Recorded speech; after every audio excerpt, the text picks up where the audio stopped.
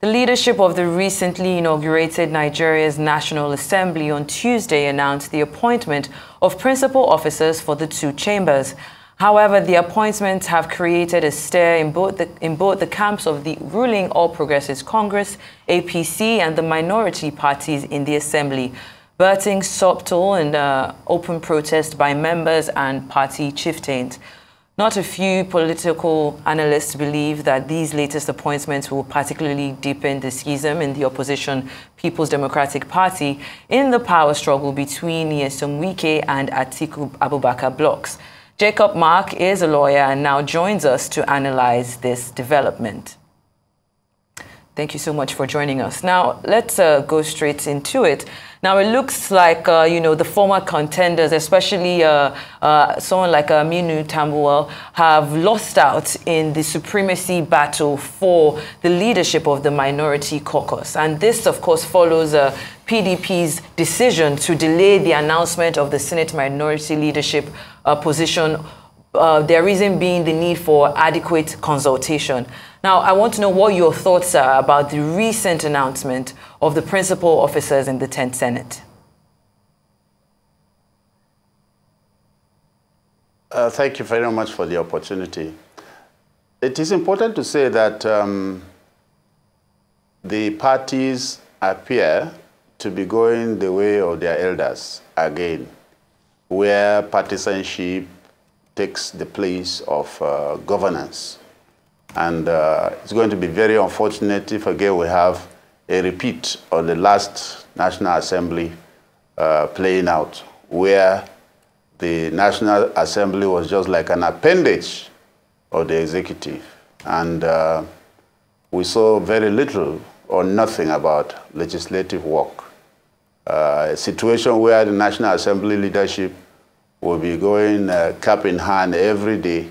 Even before resolutions are passed on the floor, the members or leadership of the National Assembly will walk into or take a trip to the villa to obtain either approval or consent before they come back to the National Assembly. Is certainly not what any Nigerian should be proud of. Nigeria is supposed to be providing leadership as far as democratic tenets, the division or the clear perceptions between the executive and the legislature ought to be seen. Other African countries ought to learn from Nigeria. But what we had in the last National Assembly is something that people wanted to justify it by saying that they were being cooperative with the executive, no confrontations and nothing. And so they were just working in tandem and in line with whatever the executive wanted. Now, the current infighting about positions in the National Assembly is quite regrettable because, again, we are having a situation where individuals are positioning themselves to have a bite at the national cake, not really as to what Nigerians will benefit from. Look, this country is having a lot of challenges. This country is going through a turmoil. And it's sad that the discussion is not addressing the issues that are very dear to the hearts of Nigerians. For instance, there is no discussion as to the agenda of the next National Assembly or the current National Assembly. There is no discussion as to what will be their principal interest. What would they be projecting as an agenda, which needs to be protected and pushed through using the relationship they may have with the executive. Rather, we have a situation where individuals and blocks of individuals are talking about appointments for themselves and their clique. And the country ought to go beyond this. We have very serious issues. Like nobody is, again, talking about restructuring, which ought to occupy the minds of everybody who has won election to represent a certain segment of society. Without restructuring, you cannot talk of representing me very well. Nigerians thought, and Nigerians should be right in thinking, that a current National Assembly should be interested in those key issues that are very dear to their hearts. We have a lot of insecurity all over the country. Nobody is saying, look, this is going to be our agenda on how to make sure that we bring peace, we bring safety to Nigerians. We insist, or we will stand and insist that the executive puts the security of lives and property as a priority in the governance of the country. Nobody is discussing that. And so I am so worried that even the minority discussion or leadership that is being propped up, nobody knows the agenda or what the minority leadership in the National Assembly is going to be pursuing. Is it going to be just as usual? People take appointments and then they have their, you hear people discussing about juicy committees in the National Assembly. That is what people are working on day and night. People are positioning themselves and scheming on which committees to be appointed to. Who is going to be chairman of appropriation? Who is going to be chairman of Niger Delta? Who is going to be chairman of the oil sector? All these kind of things. These are the things that people are talking about. And you begin to wonder, what are Nigerians going to benefit from these wranglings? Really, really nothing at all. It boils down to the personal ambitions and personal benefits of those who elected into the National Assembly. And it's a pity that so many years after 1999, we're still going back to the same mundane, same selfish, same shameful approach. We ought to have grown beyond this now. And I don't see this National Assembly producing people of character and integrity like we expect. I mean, are we going to have people like Olujimi, the woman that just left from Ekiti State? Are we going to have people that would speak and everybody will sit up? Are we going to have Abaribe speak again on behalf of people he represents?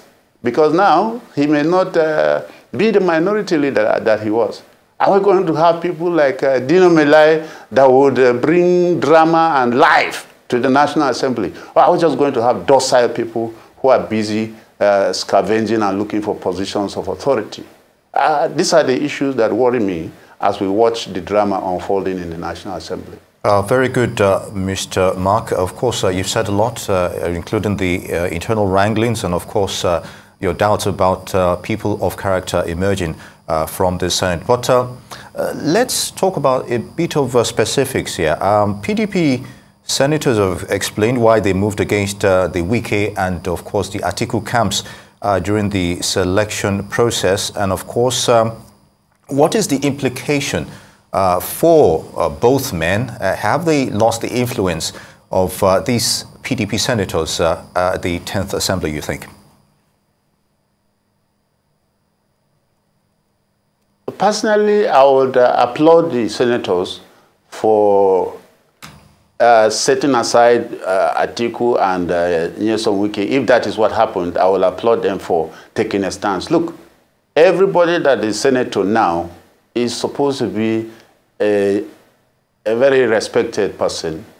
He's not a small boy. Let me just use those words. And you cannot be anybody's lackey after becoming senator. It would be an embarrassment. You are not supposed to be a boy to anybody again.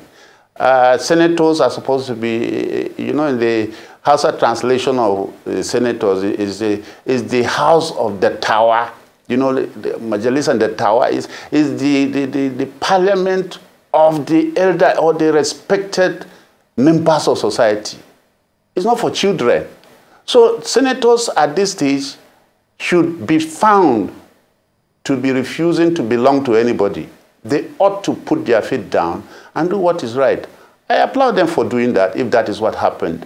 And honestly, the people you mentioned, Atiku and Nyesom Wike, with due respect to them, they don't have a say, and they should not have a say as to who becomes a leader in the National Assembly. They are not qualified to have a say. They were not elected as senators, and they have never been in the National Assembly. So for them to even dream of interfering is way insulting to the members of the red chambers. Nobody, and I mean nobody, should be in a position to influence such decisions because it belongs to them and they should protect it, just like our courts will say. It is their jurisdiction and they jealously guard and protect their jurisdiction.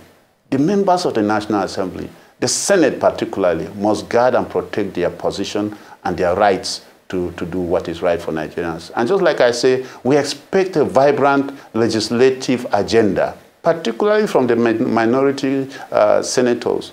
The country needs a voice that would be resounding on very serious matters of national importance. And we cannot afford a situation where somebody will be going to another person to take instructions before it comes to provide leadership in the National Assembly.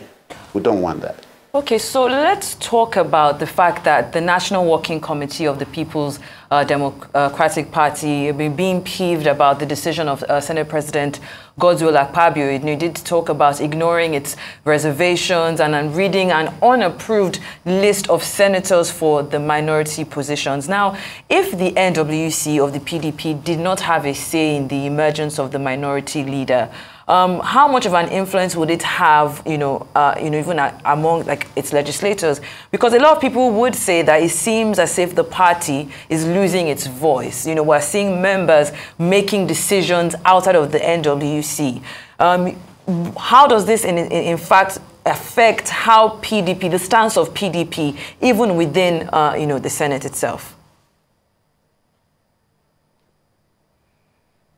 Well, it will not be the first time that the opposition party will have a problem with its members. I know during the Patricia Ete saga, the party was of a different opinion to most members of the National Assembly at that time. But the members of the National Assembly had their way, despite the position of the NWC, in which I was a member. And I know that when these things come up, like I said in the case of the leadership of the minority propped up, the people who are constitutionally qualified and empowered to take such decisions are the members of the National Assembly. The party plays a key role, yes, but it cannot take the place of the members of the National Assembly elected by the majority of the people of Nigeria to represent them. So you cannot work at variance with the membership of the National Assembly. You can have your position as NWC, but it is your duty to find a way of selling your opinion and position to those who are authorized by law to take those decisions. If you miss it, there will be a problem. And of course, when they get into the red chambers or the green chambers, the decision will be theirs to make, and you won't be there as members of the NWC. So naturally, it is a matter of knowing how to play your game, knowing how to convince your members to work with you. It's not like there's an overlord sitting somewhere who will just read down instructions that must be complied with. The members of the National Assembly, like I said, are respectable people who should be allowed to take their decisions based on what they appear to accept as correct. And if you don't have a way of convincing them, you'll be running a lost game, because when they enter their caucus, you won't be there. Indeed, Mr. Mark. Now, I know you've alluded to this earlier, but I still like your thoughts on this. There were allegations both minority and leadership positions were sent from the presidency, but of course the Senate Majority Leader, Bamidele Opeyemi, has debunked that claim. How would you react to that? I wish it was true that the presidency or the executive preferred other people to occupy positions, and then the members of the National Assembly jettisoned such instruction. It would be very fantastic. It will spell and win a lot of confidence from some of us that the National Assembly is about to put its feet down and do its work. A situation where the executive will be giving instructions to the National Assembly should never be heard of. It should never be accepted, because once the executive is able to pocket the National Assembly, it is Nigerians that suffer. It's not even the members of the National Assembly. It's Nigerians that will not have any serious discussion on the floor of the National Assembly when issues arise. Because once you have pocketed the leadership, and the leadership is existing there because you wrote their names, sorry, there's nothing anybody can do. And the National Assembly will just be an appendage of the executive, which should not happen. Check all the democracies we are copying. Is it America? Is it Britain? Whatever. You will find out that the National or the Assembly or the Parliament is strategically positioned to look the executive in the eye and speak truth to power. A situation where our National Assembly is not that organized, is not that strategically positioned, then we'll have problems. I am not an advocate of opposition from within.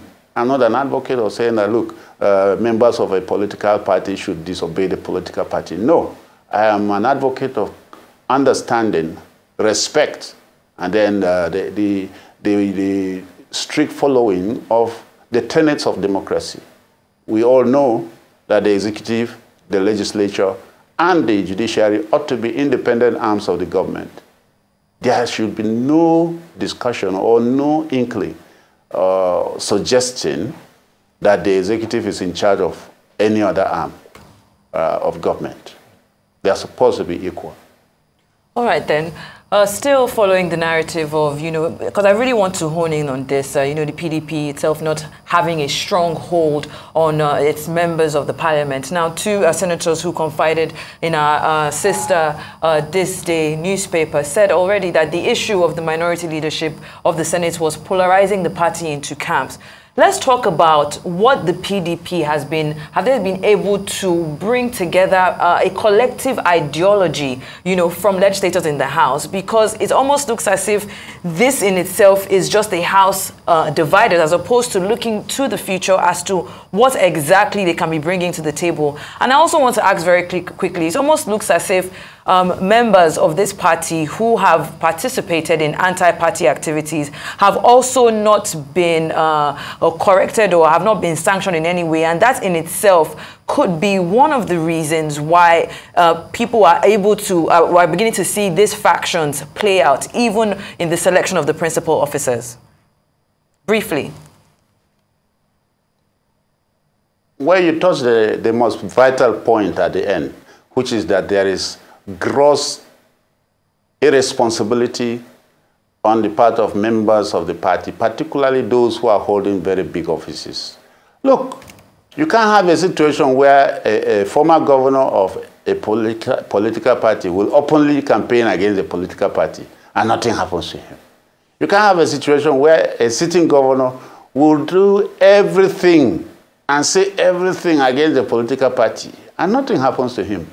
You can't have a situation where people, members of the party, simply because they lost primaries or so, go all out and campaign against the political party in an election that was so crucial, and then nothing happens to them.